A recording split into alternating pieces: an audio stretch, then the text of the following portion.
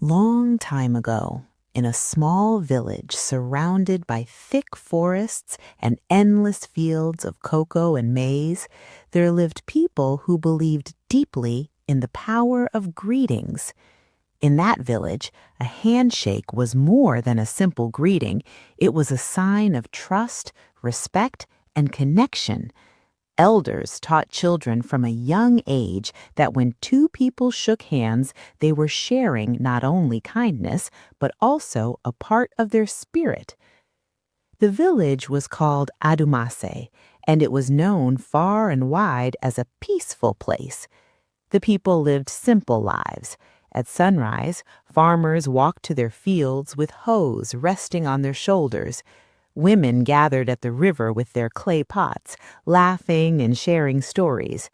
Children ran barefoot through the dusty paths, chasing chickens and playing games until the sun disappeared behind the hills. Every evening, the elders sat under the great baobab tree in the center of the village, telling stories about life, wisdom, and the unseen forces of the world. Life in Adumase was calm, predictable, and filled with harmony. But one afternoon, everything began to change. It was market day, the busiest and most exciting day in the village. Traders from nearby towns came to sell cloth, spices, baskets, and fresh food. The market buzzed with voices, laughter, and the sound of bargaining. That was the day the stranger arrived. No one knew where he came from. No one had seen him before. He appeared quietly, walking into the market as though he had always belonged there. He was tall, unusually tall, and dressed in a long, dark coat that looked strange under the blazing sun. His face was calm, almost too calm, and his smile seemed friendly, yet something about it felt unsettling. His eyes were the most disturbing part. They were deep and dark, like a river at night. The stranger moved slowly through the crowd, greeting people politely. "Good afternoon," he would say softly. Most villagers simply nodded and continued their business. But when he reached a farmer named Kwame, something unusual happened. Kwame was known in the village as a kind and hard-working man. He never cheated anyone, never argued loudly, and always helped neighbors in need. When the stranger approached him, he smiled warmly. "Good afternoon, my friend," the stranger said. Kwame, being polite, stretched out his hand. He immediately grabbed it and shook it firmly. The moment their hands touched, Kwame felt something strange. A sudden coldness ran through his arm like ice sliding beneath his skin.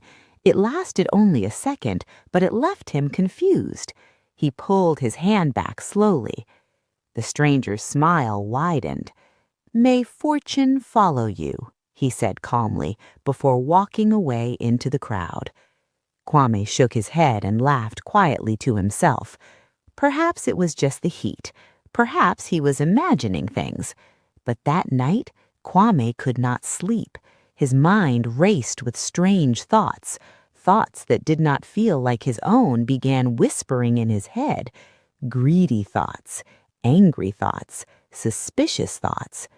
By morning, something inside him had changed. When his wife spoke kindly to him, he snapped at her for no reason. When a neighbor greeted him, he ignored him. At the market the next day, Kwame cheated a customer by secretly reducing the weight of the yams he was selling. People were shocked.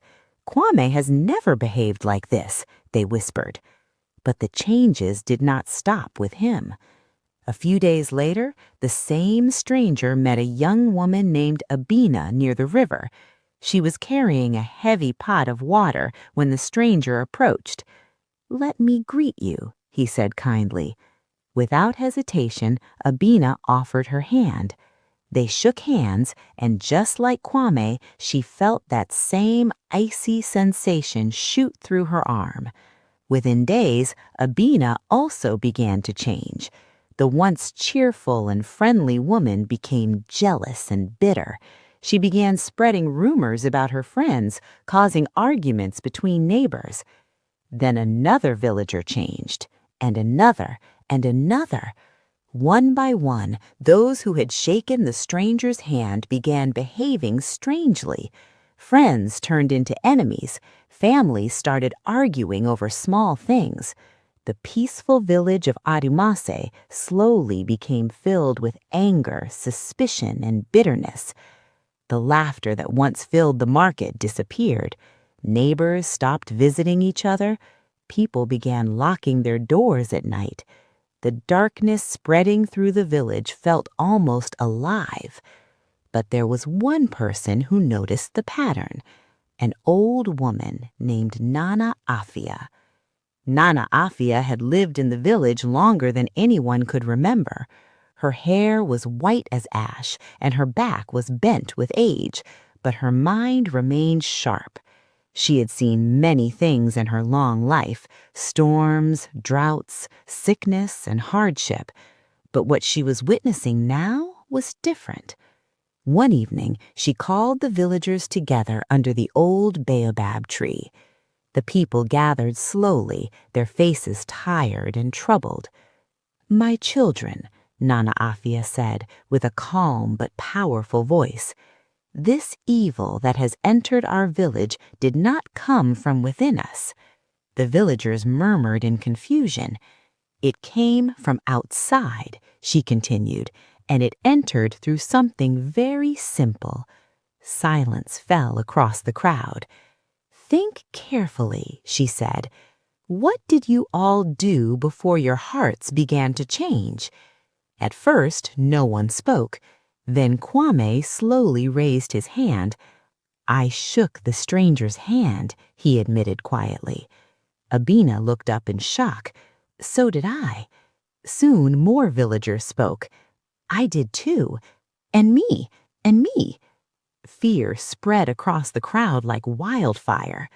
Nana Afia nodded slowly. "That was no ordinary handshake," she said. "That man carries evil. Through that handshake, he planted darkness inside your hearts." The villagers gasped in horror. "But evil only grows where it is welcomed," Nana Afia continued. "If we refuse it, it cannot stay." She told them that the only way to break the curse was through unity, forgiveness, and kindness. For 7 days, no one in the village would shake hands. For 7 days, they would refuse anger and choose peace instead. It was not easy. The darkness inside them fought back. Some villagers felt sudden waves of anger and jealousy, but they resisted. Neighbors apologized to each other. Families embraced again. Friends repaired broken bonds. With each act of kindness, the heavy darkness over the village grew weaker. On the 7th day, the stranger returned. He walked into the village expecting to see chaos and hatred. Instead, he found the villagers standing together in peace. When he stretched out his hand to greet them, no one moved. No one accepted the handshake. Nana Afia stepped forward. "Your evil has no place here," she said firmly. The stranger's smile slowly disappeared. As the villagers continued showing kindness to each other, the stranger's body began to tremble. His dark eyes filled with rage. "You are weak," he shouted. But the villagers stood firm. Their unity became stronger than the darkness he carried. Slowly, the stranger's form began to fade like smoke disappearing in the wind. Within moments, he vanished completely. The evil handshake was gone. Peace returned to Arumase. Laughter returned to the market. Children ran through the streets again. But the villagers never forgot the lesson they had learned. From that day forward, they understood that evil does not always arrive loudly. Sometimes it comes quietly, disguised in something small and harmless, a simple gesture, a friendly smile, an ordinary handshake. And the greatest protection against evil is not fear, but unity, wisdom, and a heart that refuses to welcome darkness. Thank you for watching my video to the end. If you enjoyed this story, don't forget to like, comment, and subscribe to my channel for more African tales. Until next time, may your path be blessed.